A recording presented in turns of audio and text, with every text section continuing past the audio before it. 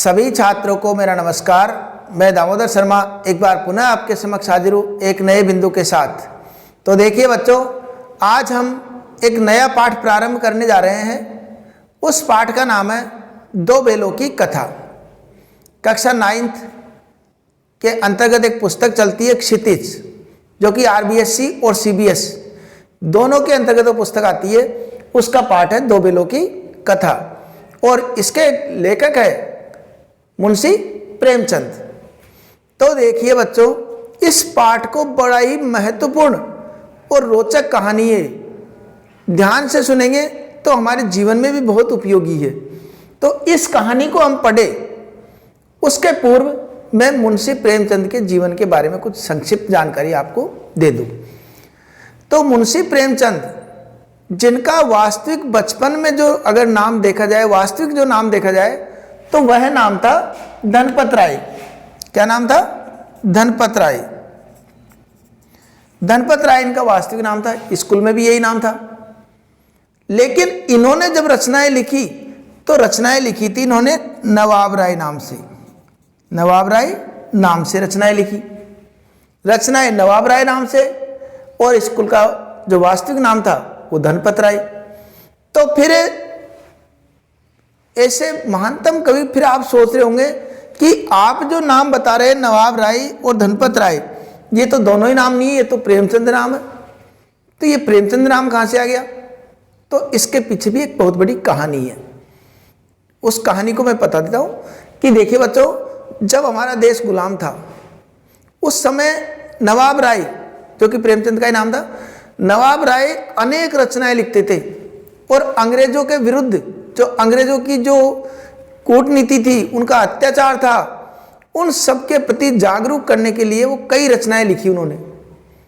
अंग्रेज सरकार को जब ये पता लगा तो उन्होंने तुरंत नवाब राय को रचना लिखने से बिल्कुल पाबंद कर दिया, बैन लगा दिया कि अब ये कोई रचनाएं नहीं लिखेंगे। तो नवाब राय एक बार तो बैठ गए, साथियों के बीच में बैठे थे। बैठे बैठे ही उनको बहुत दुख हो रहा था कि अब अगर मैं रचनाएं नहीं लिखूंगा तो देश के जनता को, लोगों को कैसे जागरूक करूंगा। तो इसी श्रृंखला में किसी मित्र ने उनको सुझाव दिया कि क्यों न आप अपना नाम बदल करके रचना लिख दे। सुझाव अच्छा लगा, नाम क्या रखा जाए? तो उसी समय किसी मित्र ने सुझाव दिया क्यों न आप प्रेमचंद नाम रख ले। सुझाव भी अच्छा लगा और बाद में जो रचनाएं लिखी उन्होंने वह लिखी थी प्रेमचंद नाम से। तो उसके पहले की रचनाओं का क्या हुआ? उन सबको अंग्रेज सरकार ने जला दिया। इनकी जो सोजे वतन रचना थी ना, सोजे वतन, इस रचना के पहले की जो रचना है और ये रचना, इन सबको अंग्रेज सरकार ने जला दिया था। इनके बाद भी इन्होंने हार नहीं मानी, खूब रचनाएं लिखी। उन रचनाओं में प्रमुख रंगभूमि, गबन, कर्मभूमि, गोदान, ये दो बेलों कथा है, नमक का दारोगा भी नाम सुना होगा। इस प्रकार की कई रचनाएं उन्होंने लिख दी, कहानियां लिख दी। उपन्यासकार तो थे इसलिए उपन्यास भी कई लिख दिए। ऐसे महानतम लेखक का जन्म सन 1880 ईस्वी में हुआ और निधन सन 1936 ईस्वी में हुआ। तो यहां पर भी जो रचना लिखी इन्होंने, जो प्रवृत्ति थी कि देश को आजादी के लिए जो जुनून था, वह इनका कहीं कम नहीं हुआ। अप्रत्यक्ष रूप से इन्होंने उस भावना को जगाने का प्रयास किया। तो यहाँ इस कहानी में भी लोगों के अंदर स्वतंत्रता की भावना अप्रत्यक्ष रूप से अपनी इस कहानी के माध्यम से उन्होंने जगाने का प्रयास किया है। तो इस कहानी के माध्यम से प्रेमचंद जी ने कृषक समाज और पशुओं के भावात्मक संबंध का तो उल्लेख किया ही है कि एक कृषक समाज किस प्रकार अपने पशुओं के प्रति आत्मीयता का भाव रखता है, भावनात्मक लगाव रखता है। ये बातें तो हम पढ़ेंगे इस पाठ में। इसके अलावा ये भी बताया गया है कि स्वतंत्रता सहज नहीं मिलती, उसके लिए संघर्ष करना पड़ता है। कोई ये सोचे कि हम तो बैठे आराम से स्वतंत्रता मिल जाएगी, तो देखिए बच्चों, अगर जो दबके रहेगा, बैठा रहेगा, तो कोई उसको और दूसरे दबाते ही रहेंगे। उसको फिर स्वतंत्रता मिलने वाली नहीं है, उसके प्रति अत्याचार बढ़ेंगे ही। इस बात को इस कहानी में विशेष रूप से प्रकट किया है। आइए अब मूल कहानी पर हम पहुंचते हैं। तो मूल कहानी में उन्होंने प्रारंभ जो कहानी का किया है वो गधे के उदाहरण से किया है। गधा आप सब जानते ही है, गधा सभी जानवरों में सबसे बेवकूफ प्राणी माना जाता है, बुद्धिहीन समझा जाता है गधा को। क्यों समझा जाता है? हम कह देते हैं, किसी को उपमा दे दी, अरे तू ये क्या कार्य करेगा, तुम तो गधे हो। ये गधा क्यों कहा उसको? तो गधा का मतलब उसको बेवकूफी का एक पर्यायवाची बन गया गधा, मूर्खता का पर्याय बन चुका गधा। तो गधा को बेवकूफ या मूर्ख क्यों कहा गया? उसने किसी का कुछ बिगाड़ा नहीं, बहुत ही सज्जन है, आगे होकर किसी से कुछ नहीं कहता है, जैसा घास फूस जो भी डाल देंगे वो खा लेगा। कोई अगर उसको लताड़ भी पिलाए, मारे पीटे, तो भी वह उसका प्रतिकार नहीं करता। जितना वजन चाहो उस पर ढो दो, उसको सहजता से लेकर के चला जाएगा, कभी मना नहीं करेगा। तो ये सब अच्छे गुण होने के बावजूद भी उसको बेवकूफ, क्योंकि लोग उस कर्तव्य के उस गुण को नहीं समझते, वो सीधे व्यक्तियों को इस प्रकार मूर्ख कह देते हैं। तो यहां पर अन्य जानवरों से उसके सीधे पर, निरापद, सहिष्णुता ने उसे ये पदवी दे रखी है। ये सब बुद्धिहीनता की पदवी किसने दे रखी है? कोई अवगुण नहीं है उसके अंदर, केवल उसका सीधापन और सहिष्णुता, सबके प्रति सही व्यवहार, निरापद, बिना कोई अपराध नहीं, इस प्रकार के गुणों के कारण उसको ये पदवी मिल गई है। अगर देखा जाए अन्य जानवरों से तुलना की जाए उसकी, तो अन्य जानवरों से तुलना में, जैसे अगर गाय को भी सरल और सीधा मानते हैं, लेकिन गाय कभी कभार अगर दिखता है तो सींग भी मार देती है वो। और एक प्रसूता गाय, अर्थात जिसके छोटा बछड़ा हो, वह गाय, अगर वह गाय के समक्ष कोई पहुंचे तो वो सिंघनी का रूप धारण कर लेती, तो कभी कभी तो दिखा देती है अपना आवेश। गाय सरल मान लेंगे, कभी कभी वह भी अपना आवेश दिखा देती है, क्रोध प्रकट कर देती है। कुत्ते से तुलना की जाए, कुत्ता भी है, जानवर है, लेकिन वह अपने क्रोध को कभी कभी प्रकट कर देता है, इसलिए लोग जानबूझकर उससे कुछ नहीं कहते, उसको नुकसान नहीं पहुंचाते हैं। तो यहां पर ऋषि मुनियों में जितने गुण हैं वे सभी उसकी पराकाष्ठा के पहुंच गए। जो ऋषि मुनियों में त्याग, तपस्या, सहनशीलता, सहजता, सज्जनता, सीधापन, जितने भी गुण पाए जाते हैं वो सारे गधे में मौजूद रहते हैं। एक तरह से देखा जाए तो वो भी ऋषि मुनियों की श्रेणी में ही उसको माना जाए। पर अब बात आ गई है, पर आदमी उसे बेवकूफ कहता है। इतने सारे गुण होने के बावजूद भी आदमी क्या कहता है? गधे को बेवकूफ। क्यों कहता है? क्योंकि उसके ये गुण जो सज्जनता के हैं, उसकी वजह से उसको बेवकूफ नाम से संबोधित कर देते हैं। कदाचित सीधापन संसार के लिए उपयुक्त नहीं है। कहने का तात्पर्य है कि जो सीधापन है, सज्जनता है, ये संसार को दिखाई नहीं देती है। ये संसार के लिए, आज के संसार के लिए उचित नहीं है। हम जितना सीधापन और सज्जनता से चलेंगे और क्रोध नहीं करेंगे या इस प्रकार के भाव हमारे अंदर नहीं आएंगे, तो लोग हमको दबाते हुए चलेंगे, यहाँ तक कि हमको मूर्ख की श्रेणी में रख देंगे। ऐसी स्थिति भी हो जाती है।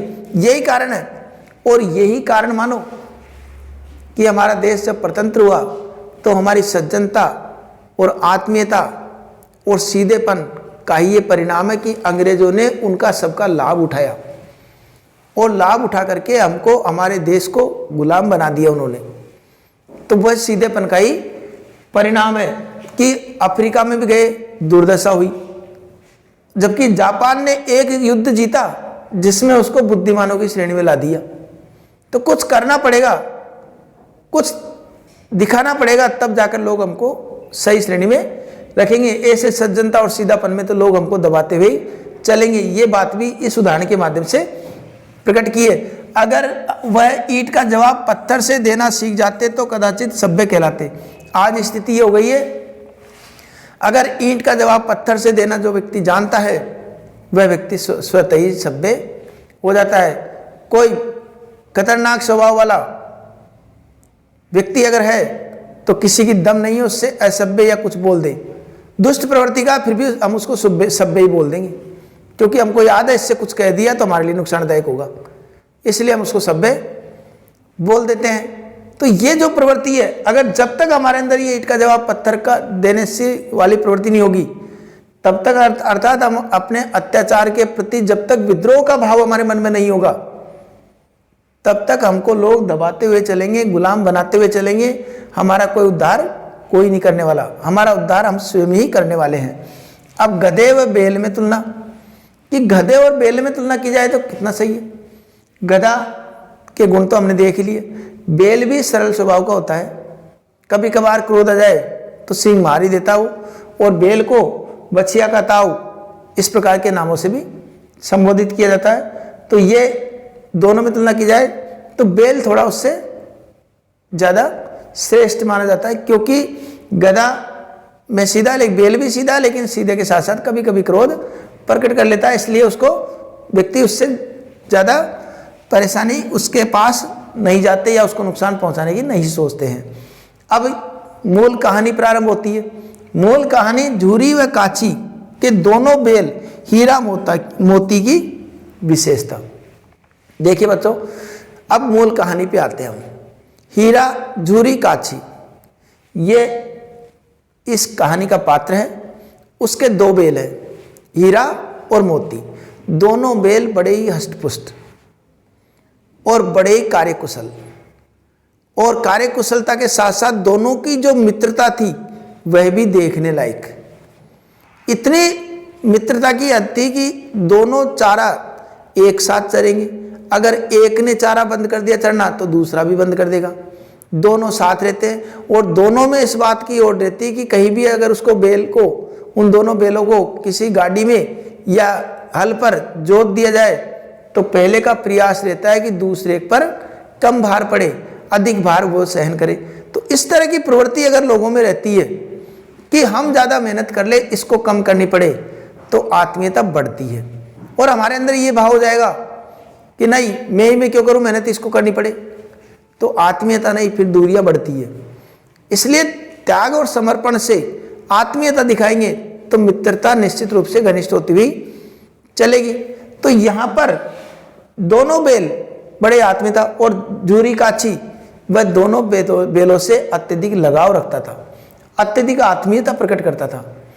आत्मीयता प्रकट इतनी करता था कि वह उसको जानवर नहीं, अपने परिवार का सदस्य मानता था, दोनों बैलों को। अब क्या हुआ, संयोग से एक बार उसका जो साला है झूरी काची का, उसका नाम है गया।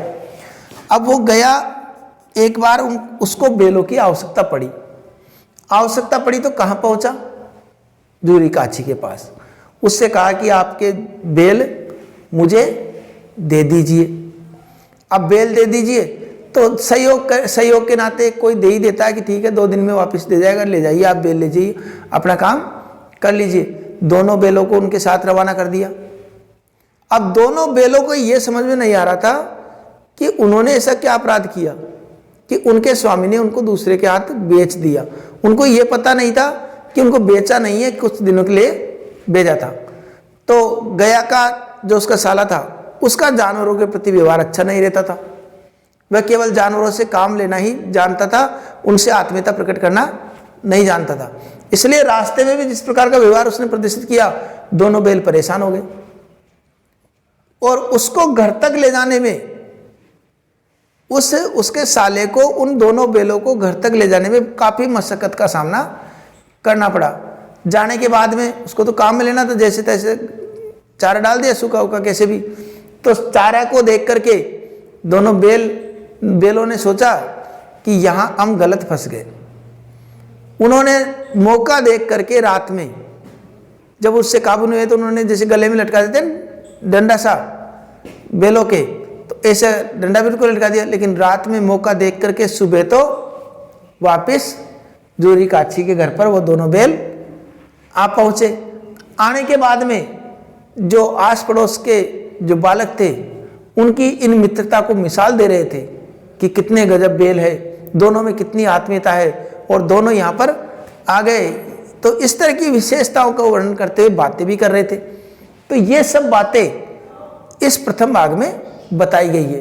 तो इस पाठ को हम पूरा पढ़ेंगे, और ये गद्यांश के अंतर्गत ये इस पाठ के जो महत्वपूर्ण अंश होते हैं उनको मैं यहाँ पर बोर्ड पर लिखता हूँ, उनको आप अपनी कॉपी में उतारें, लिखें, नोट करे और याद करे और पढ़े उसको। इससे जो प्रश्न बनेंगे वो डिस्क्रिप्शन में मिलेंगे ही। पद्यांश भाग के लगभग जितने पाठ मैंने पढ़ाए हैं वो संपूर्ण एक प्लेलिस्ट में व्यवस्थित कर रखे हैं। उनको देखने के लिए आप आई बटन पर क्लिक करके वहाँ भी देख सकते हैं। ऊपर जो लिखा हुआ है इस पर जाकर के आप देख सकते हैं। ठीक है, ये दोनों बेलों की पहला भाग पूरा हुआ। दूसरा भाग हम बाद में पढ़ेंगे। उसके पहले हम क्या करेंगे कि इसकी व्याख्या, क्योंकि पद्यांश की नहीं गद्यांश की व्याख्या भी परीक्षा में पूछी जाती है, तो गद्यांश की व्याख्या का प्रक्रिया क्या रहती है, गद्यांश की व्याख्या किस प्रकार करते हैं, वो प्रक्रिया मैं बता देता हूं। तो यहां तक हम पढ़ लिए। अब आगे की प्रक्रिया देखिए कि हमको गद्यांश की व्याख्या किस प्रकार करनी है। तो गद्यांश की व्याख्या के लिए हमको वही जिस प्रकार पद्यांश की व्याख्या करते हैं हम, उसी प्रकार हमको गद्यांश की व्याख्या भी करनी होती है। पद्यांश की व्याख्या में हमको ध्यान रहता है कि केवल अर्थ लिखना होता है, उसकी व्याख्या करनी होती है तो हमारे सीधे समझ में आ जाता है। लेकिन गद्यांश की में थोड़ा सा भाव हमको समझना पड़ता है। अब भाव समझने के लिए जैसे गद्यांश की व्याख्या कर रहे हैं तो उसमें क्या करेंगे, वही प्रसंग जैसे पद्यांश में लिखा था ऐसे प्रसंग इसमें भी लिखेंगे। फिर नीचे लिखेंगे प्रस्तुत गद्यांश। अब वो उसमें लिखते थे अपन पद्यांश, यहां लिखेंगे गद्यांश। हमारी पाठ्य पुस्तक,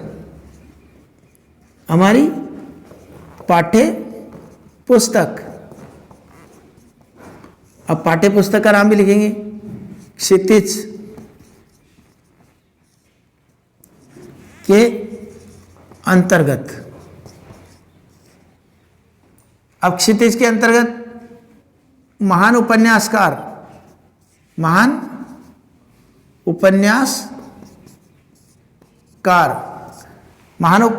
उपन्यासकार कौन, मुंशी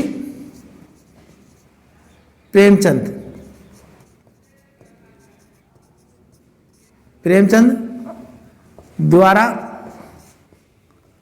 रचित कहानी। अब कहानी का नाम लिख देंगे दो बेलों की कथा से अवतरित है, ये इसमें लिख दिया। इसमें लेखक ने, अब जैसे पहला गद्यांश आ जाए तो उसके लिख देंगे लेखक ने इसमें गधे की विशेषताओं का वर्णन किया है,